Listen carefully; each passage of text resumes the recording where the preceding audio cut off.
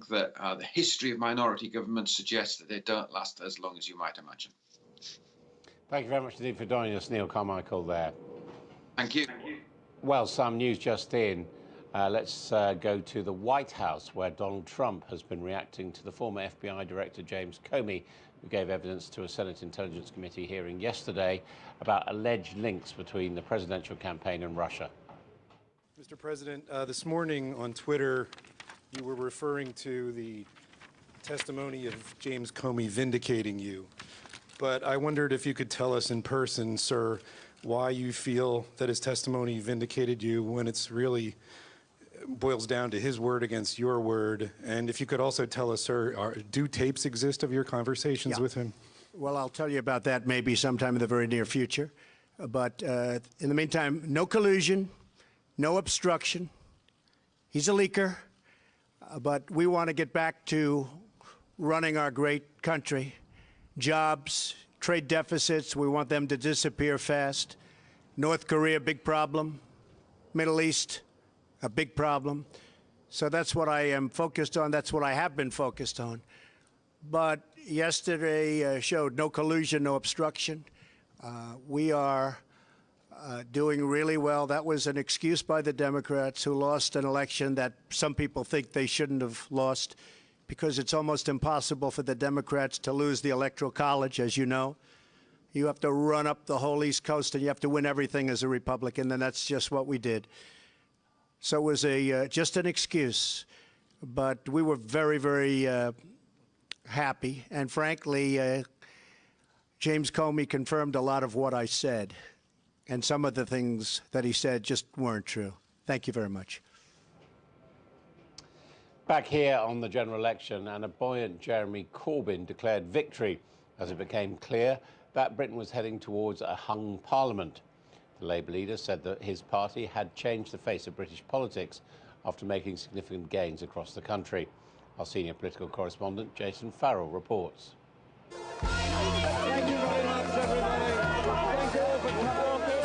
It was dismissed as merely an internal Labour revolution of left-wing party activists. But it grew and it grew. It became a popular uprising. Theresa May's snap election pumped oxygen into Corbyn's movement. There is nothing in this manifesto about getting rid of the monarchy, which is another thing you believe in, isn't it? Look, there's nothing in there because we're not going to do it. His backers say this campaign allowed the public to see the real Jeremy Corbyn. I think we've all known that he was a man of the people, but this campaign has demonstrated him as a leader. One of the definitions of being a leader is to inspire, and this guy has inspired millions of people, hundreds of thousands of young people. He's proved the country is increasingly willing to support left-wing proposals such as renationalisation, challenging the Blair formula that success means compromise. And you know what the turning point was? When we produced this. Those who a year ago were calling for him to resign now accept he's the leader. My word, once he'd hit the campaign trail, he was transformed into something completely different. I mean, he had a sort of character explosion. You've also said each day I try and think of ways to undermine Jeremy Corbyn. I did say that, yes. Well, that was a mistake, wasn't it? Well, no, I wasn't alone amongst people who found his performance disappointing. If he'd had your backing, he might have done a lot better. Well, he might have done. Corbyn's success has to be seen in the context of his opposition's shortcomings. But also, Labour outflanked Theresa May on her #1 issue. Part of Jeremy Corbyn's success was his ability to appeal to Remain and Leave voters, with a policy on Brexit that was vague enough to appeal to both camps. And this election has undoubtedly strengthened his influence on the EU negotiations. The question is, how does he apply that influence? Tories, Tories, Tories! In Parliament Square, supporters can't be specific, but are optimistic. I do trust Jeremy Corbyn's Brexit because I feel like I know what his principles are. Although I voted to leave, but I do totally agree that EU migrants and other people should have the freedom of movement to come here. Victorious, but still in second place. Corbyn isn't in government, but he's knocking at the gate. Jason Farrell, Sky News. This is Sky News Tonight. Coming up, the resurgent Liberal Democrats rule out a coalition deal.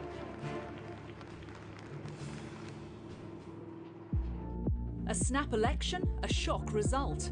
Are you ready to be Prime Minister? Politics isn't going back into the box where it was before. The people have voted. Now for the fallout. You're going to resign, Prime Minister? You live by the sword and you die by the sword. With political uncertainty ahead, what will it mean for the UK, the Union and Brexit? The country needs a period of stability. Ongoing coverage with expert analysis on Sky News. How easy it must be for a woman like your cousin Rachel to twist you around her little finger. You know nothing about her. Or is it you who know nothing?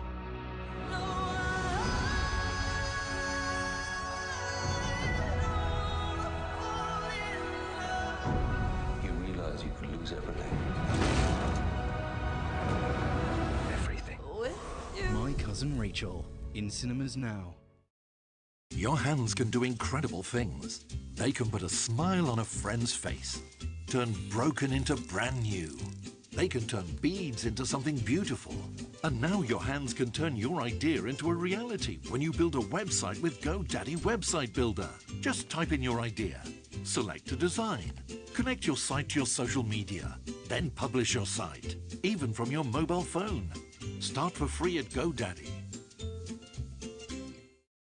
Over 1 million people have come to L&C for expert mortgage advice, making the whole process a piece of cake. For fee-free mortgage advice, get in touch and let's Ellen see how we can help you too. Dogs have always had subtle little ways of telling you when something's wrong. But with gum disease, it's not that easy. So Pedigree developed Dentasticks. Just one chew a day could help reduce tartar build-up by up to 80%, reducing the risk of gum disease, letting him get on with the really important stuff. Unexpected situation? L'Oreal Magic Retouch. 3 seconds to flawless roots. 3, 2, 1, roots gone. L'Oreal Magic Retouch. At Homebase, we're all about low prices so you can update your home for less. This Jumbuck Oil Drum Barbecue, just £44.98. And this Karcher K2 Pressure Washer, only £84.99. This Ryobi Electric Lawnmower, just £79.99. And all Crown 2.5 litre period colour emulsion, only £18. Homebase, always low prices. Tonight on Sky One, I'm joined by David Beckham, Emily Blunt. There's live music from Mr. Harry Styles. You don't want to miss it.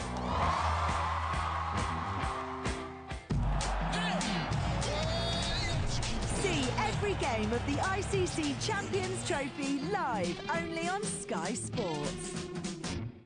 How blind do you have to be to not see what is right in front of you?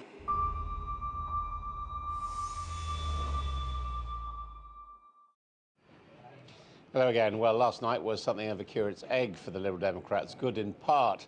They have 12 MPs in Parliament, 4 more than before the election, and however, one of their most recognisable faces lost his seat. That is.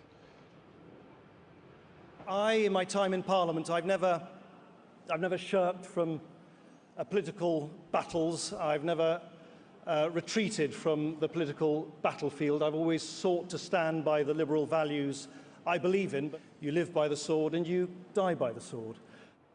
Nick Clegg there, and of course their vote share didn't go up much either. Well, joining me is the Liberal Democrat peer and former Minister Baroness Craven. Welcome to you indeed. Now, thank you. We've got a hung Parliament. We do. Why aren't we having another Conservative Lib Dem coalition government? I don't think that's a surprise to anybody. I mean, back in 2010, there was a financial crisis. We felt that if we went in coalition, there was enough in common we could do to rescue the economy. Well, now there's a Brexit crisis. But I can see no common ground, can you, between the very kind of hard Brexit that Theresa May is pursuing, our arguments that you've got to take care of the economy, that means staying in the single market, and the customs union, she's totally turned her back on that. And to me, we don't have that common ground that makes that frankly but you don't think viable. you don't think you should perhaps try and see if you could reach a deal? You might be able to soften her approach, whereas the Democratic Unionists aren't going to do that. Well, I think we tried once before going into coalition, and we think it actually worked at a time of crisis and for a period of time. But frankly, the country said afterwards that they didn't appreciate the fact that we'd gone into coalition and thought it wasn't appropriate. We lost a lot of seats as a consequence. And frankly, it was very hard to work with the Conservatives. You know, there's an old saying, isn't there, which is, "Fool me once, shame on you. Fool me twice, shame on me." So if you're never going to go into coalition with anybody, I mean, it's just a protest vote, right? We can go into coalition where there is a genuine common bond and a way to really work I together. thought you said you wouldn't. Not in this scale. When we look at Theresa May, Or Jeremy and we look Corbyn. at Jeremy Corbyn, we can see no way to create that common ground. So where we could work together and we could be a constructive partner within a coalition. We think our opportunity and what we need to do is be the voice of the opposition, because there are going to be many people who I think are very uncomfortable with what Theresa May is going to try and deliver. I mean, to listen to her today, she basically spoke on the steps of 10 Downing Street as if this election and her losses had never happened. So it's going to be absolutely crucial to provide that opposition on the very specific issues. We've been doing that in Parliament, and we're going to continue to do it. You must be disappointed, though, that your clear message on Brexit didn't ignite the voters. I mean, as I say, you didn't get any larger vote share. 12 is still a pretty paltry number of MPs compared to the 50+ you used to have.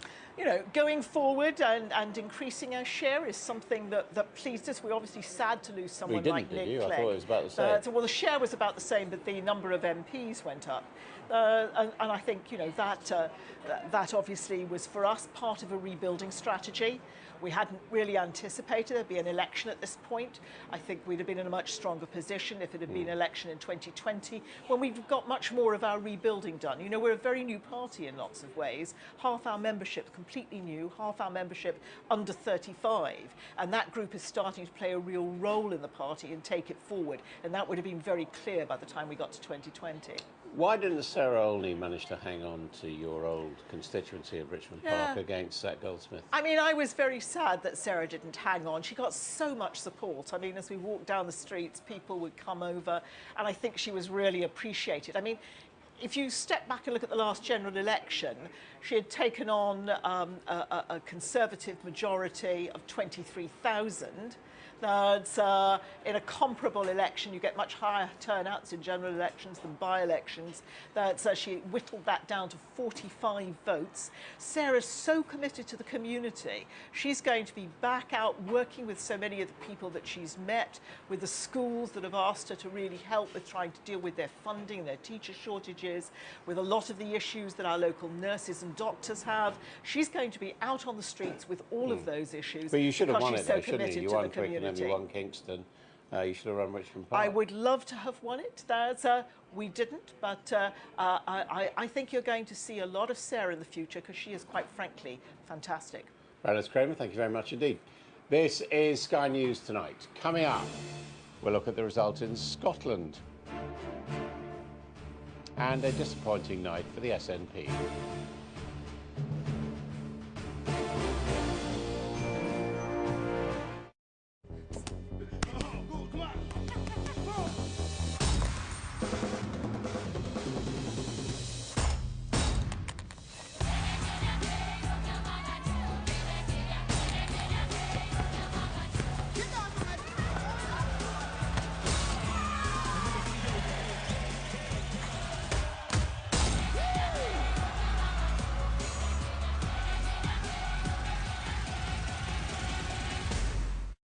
I heard you sold your house. You must be chuffed. Yeah, really pleased. Did you use Purple Bricks? No, they're just online. No, they're proper estate agents. Real people, they just don't charge commission. No commission? No.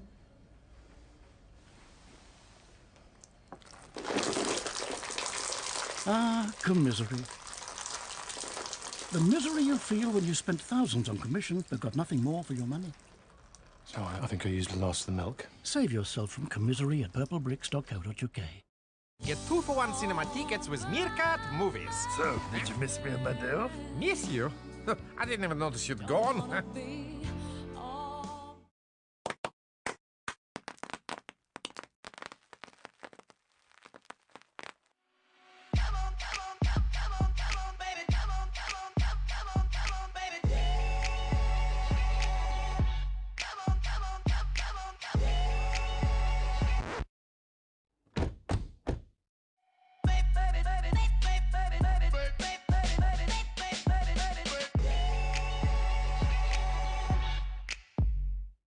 At Oak Furnitureland, right now you can pay nothing.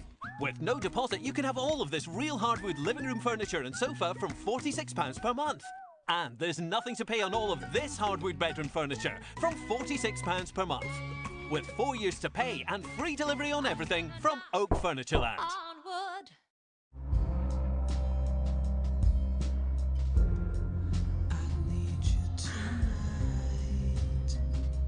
I want you back. Your boyfriend has a reputation. If something were to happen to you,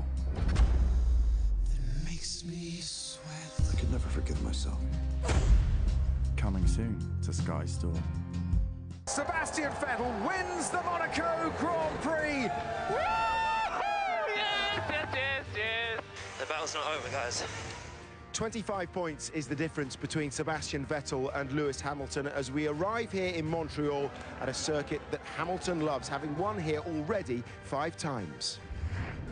Can he take the fight back to Ferrari? Join us to find out. Qualifying for the Canadian Grand Prix is tomorrow, live only on Sky Sports F1 from 5. Well, let's bring you up to date on a developing story. A little while ago, we told you that Donald Trump had been reacting to the former FBI Director James Comey, who gave evidence to a Senate Intelligence Committee hearing yesterday about alleged links between the presidential campaign and Russia. Here's a little more of what the president had to say at his news conference. He now says he is willing to testify under oath about what he knows. Well, he said those things under oath. Would you be willing to speak under oath to give your version of those events? 100%. I didn't say under oath. I hardly know the man. I'm not going to say, I want you to pledge allegiance. Who would do that? Who would ask a man to pledge allegiance under oath? I mean, think of it. I hardly know the man. It doesn't make sense. No, I didn't say that, and I didn't say the other. So if Robert Mueller wanted to speak with you about that, I would be glad to tell him exactly what I just told you, John. And you seem to be hinting that there are recordings of those conversations. I'm not hinting anything. I'll tell you about it over a very short period of time. Welcome back to Glasgow, to the banks of the River Clyde, where once again we are picking over a set of, how shall I put this, interesting general election results north of the border. At around about 9:50 last night, we were all gathered around the television screens waiting for those exit poll projections to drop. When they did, there was the same collective intake of breath and a few swear words as there were back in 2015. This time around, though, for rather different reasons. Let's just dip into the figures that emerged from the elections north of the border last night. And the headline figure, of course, is that the